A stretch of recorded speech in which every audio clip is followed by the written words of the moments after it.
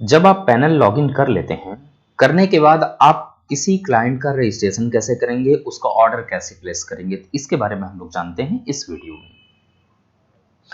सबसे पहले आपको यह जानना होगा कि अगर जो किसी क्लाइंट का ऑर्डर कंप्लीट करना है या कंप्लीट ऑर्डर प्रोसेस जानना है, तो उसको हमें दो पार्ट में समझना होगा। सर्वप्रथम पार्ट वन में क्या है, हमें क्लाइंट का रजिस्ट्रेशन करना पड़ेगा पोर्टल पे, क्योंकि जब तक क्लाइंट की डिटेल्स नहीं होगी तब तक उससे संबंधित हम ऑर्डर प्लेस नहीं कर सकते। यानी आप कह सकते हैं कि सबसे पहले हमें क्लाइंट का अकाउंट बनाना पड़ेगा पैनल पे। अकाउंट बनाने के बाद उसके क्या क्या ऑर्डर हैं, उस ऑर्डर में क्या क्या आइटम है, उस आइटम को कंफर्म करना पड़ेगा।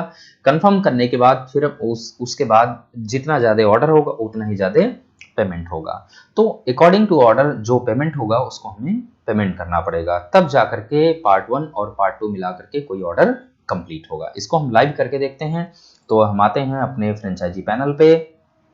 सबसे पहले हम पार्ट वन को कंप्लीट करें यानी क्लाइंट का रजिस्ट्रेशन करते हैं। तो हम रजिस्ट्रेशन सर्विसेज पे जाते हैं, इस पे हम रजिस्टर पे क्लिक करेंगे।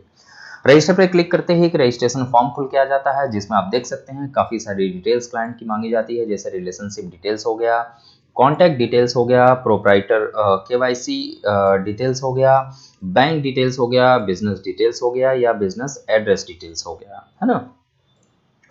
ये अलग अलग सर्विस में, जैसे कोई क्लाइंट चाहता है कि सिर्फ मुझे रजिस्ट्रेशन सर्विस चाहिए, यानी जीएसटी रजिस्ट्रेशन चाहिए या उद्यम रजिस्ट्रेशन चाहिए या कोई अन्य लाइसेंस चाहिए, है ना। तो उसके लिए हम क्या क्या डिटेल्स इसमें इंसर्ट करेंगे, या फिर डॉक्यूमेंट सर्विसेज जैसे बैलेंस शीट बनवाना है, प्रोजेक्ट रिपोर्ट बनवाना है, तो क्या क्या इसमें डिटेल्स हमें सबमिट करना पड़ेगा।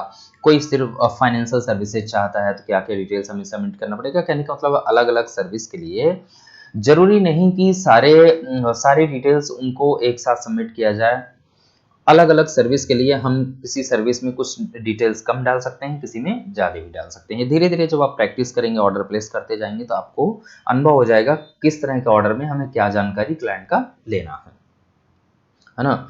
तो इस प्रकार से जो डिटेल्स आवश्यक होगी वो डिटेल सबमिट करेंगे। जरूरी नहीं सारे आपको फील्ड यहाँ पे भरने हैं, वो डिटेल सबमिट एंटर करके सही डिटेल सबमिट करके आप यहाँ पे एंटर करके सबमिट करना होता है। जब आप सबमिट कर देंगे, सबमिट करने के बाद वो क्लाइंट क्या हो गया, पहला स्टेप पार्ट वन उसका कंप्लीट हो गया, क्लाइंट का रजिस्ट्रेशन कंप्लीट हो गया। अब हम पार्ट टू में बढ़ेंगे, जिसमें ऑर्डर आइटम हम कंफर्म करेंगे, कंफर्म करने के बाद हम पेमेंट करेंगे, है ना। तो हम आते हैं, जब क्लाइंट रजिस्टर हो जाता है, रजिस्टर होने के बाद क्या है कि वो क्लाइंट इन सभी मेन्यूज में दिखाई देने लगता है ना, सभी मेन्यूज में दिखाई देने लगता है। अब जैसे सपोज कि हम इसकी बात करें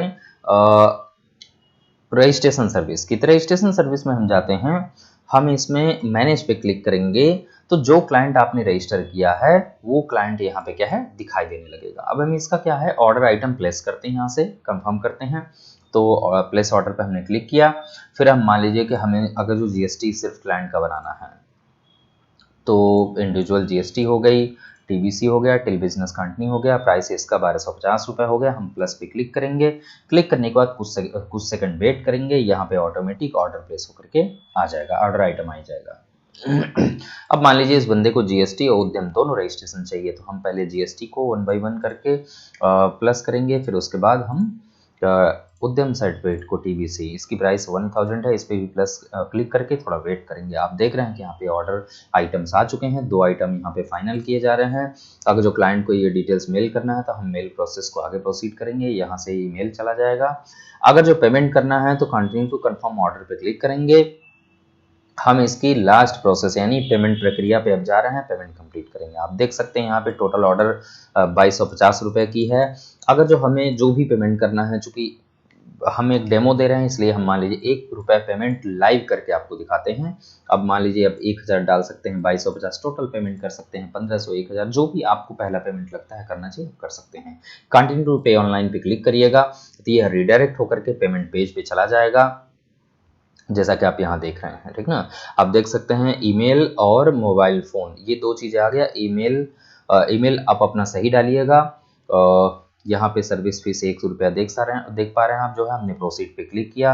क्लिक करने के बाद यहाँ पे देखिए मल्टी ऑप्शन हम आपके पास पेमेंट करने के लिए। हमारे लिए सबसे आसान, हमने यूपीआई क्यूआर कोड पे क्लिक किया। सो क्यूआर कोड पे गए हम, जो है क्यूआर कोड पे जाने के बाद देख रहे हैं आप क्यूआर कोड जनरेट होके आ गया है ना। और हम ऑनलाइन 1 रुपया पेमेंट कर रहे हैं। ठीक है, हमने क्या किया कि क्यूआर कोड को स्कैन किया, स्कैन करने के बाद हम इसको ऑनलाइन पेमेंट कर रहे हैं। आप इस पेज को बिल्कुल नहीं छोड़िएगा।